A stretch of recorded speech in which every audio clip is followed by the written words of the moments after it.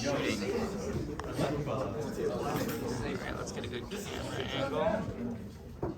Just turn in a new one. Okay, this is the one Johncito turned in. Is there a different one? Nobody move. Just turned one in?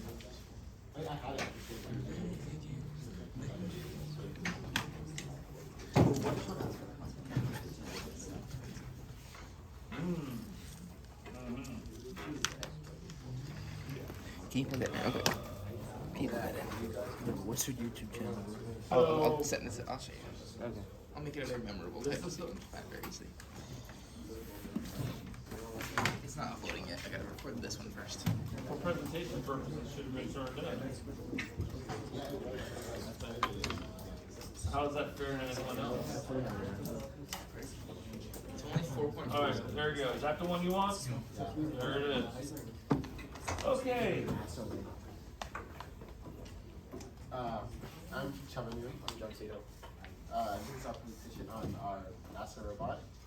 The purpose of the robot was to basically drive forward, identify an object, and pick up said object, and store said object. So our basic idea was to have like just start the motor, detect it, all that stuff, and then like it was going to use an encoder in order to back up and like make sure it was like going a certain distance so it could move forward to the exact position. Because after detecting it back up, it opened the take out the arm and then like move forward. Unfortunately, due to like how it was built, we can incorporate the encoder. Because like this is the first idea I had, which was like to have ultrasonars in the front. The encoder would be like on the right side, and so then it just basically like drive forward using the encoder and stuff. But because of like the criteria of being able to drive on rough terrain as well, that's when we came up with the idea to use our suspension for it. Well, why don't you guys put it on the table so they can see what you're talking about? Put it right on that case. It's 4-wheel drive, you can handle it. This is our initial code. It was just basically to have the motor start, and when detecting something with the line followers that was going to back up, then move, take out the arm, then move forward and pick up the object. Although the code didn't really change much, but like it was just like edited a bit to account for like the suspension and stuff. Yeah, we had a lot of issues with getting it to turn, getting the motors to like work in sync without them just being all wonky and making little weird noises. Yeah, we didn't hear any of those. Yeah, that was our common side. Some of our biggest problems with it was like due to the initial design, like how the motors are set up. Yeah, I completely messed up the gear ratios and it was really underpowered.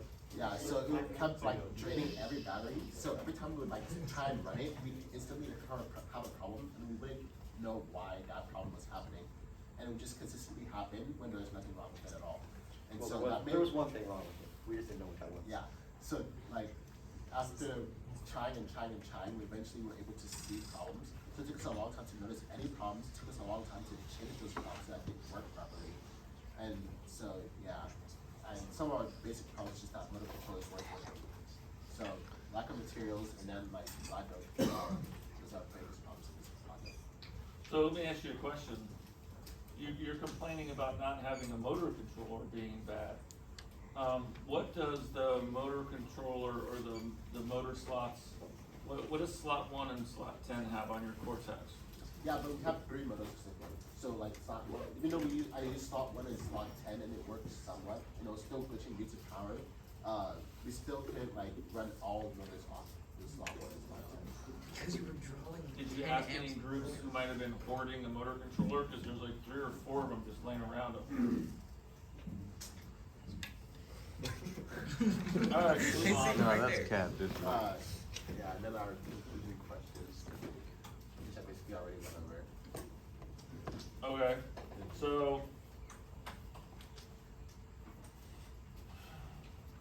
how does the arm go up and down? I see like a spiral. I see a Basically, Yeah, what I have is the spool is straight, which is tight right now because it's running.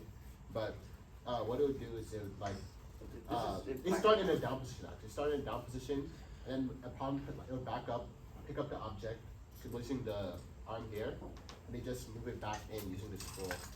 Have you tested this theory? Yeah. And it does works? work. Yeah. Oh, I'm gonna want to see that. All right, let's see it work.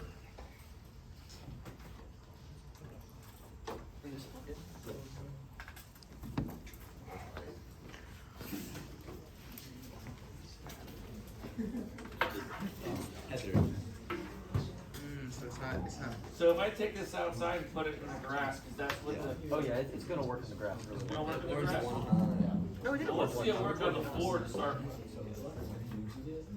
You might have a harder time on the floor because it's not gonna have as much traction, but it's Pressure all over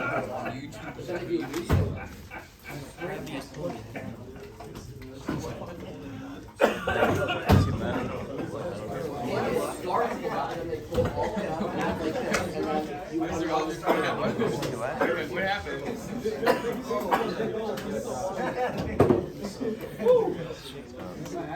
Laugh too hard.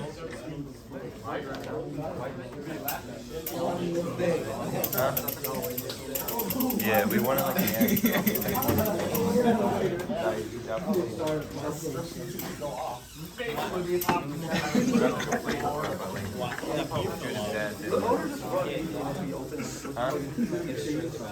I know. The motor should not run just because we're trying to figure out why it's doing that. I wish you would have though. Batteries just hanging from them. At the moment, I cannot call this a success. It's dragging on me. No, I took it off because it was making it. Did you just lose the bell? No, it just basically went the next end. They even included the battery.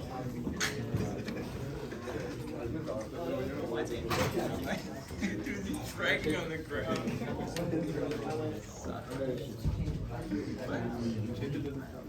What are you playing soccer? I mean, it looks cool. I'll give you props for looking cool. Other than that, it looks like a massive failure to me.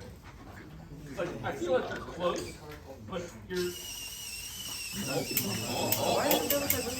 you're dropping screws and bolts off it now. Can we see another demo, Nchabanu, please? Please, Nchabanu. Are you guys familiar with the term, the point of diminishing returns? What does that mean? Like as you keep adding stuff to something, eventually it's gonna stop doing as much good as it would have used to a little bit. Oh. Well, in the world of troubleshooting and engineering, the closer you get to being finished, it's like the last 10% takes 90% of your time. And I don't know, I see some inherent issues here, and I don't know if I give you 6 more classes, I don't know if it would make a difference. Because it's supposed to be able to pick up an object off the ground, right? Yeah. And it's supposed to be able to put it in a bin that's on the top of the Yeah, it's got the move. space between the spool and Yeah, so like, but the arm almost sticks over, it comes up to the edge of the vehicle. Yeah. But my real concern is, how does the claw go back out to pick up another one? It's like a one-shot deal. You got a single shot 12 gauge here. Oh, good, I got an object. Kaboom! Yeah, I realized that after running it the first time, I was like, oh wow. That is something we probably should have this is a poor idea. Or, how are we going to make this idea work? I don't know. Are we going to have 2 pulleys? Hard to say. So, and I think you gave yourself a little extra challenge, because I like the fact that it's up.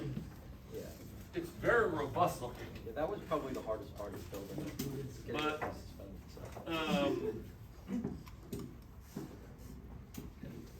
Like I said, it looks cool, but I think you missed a couple of key components there. If your drivetrain doesn't work, The drivetrain works, just the left side motor isn't running. It's just the left side that doesn't work. so it doesn't work.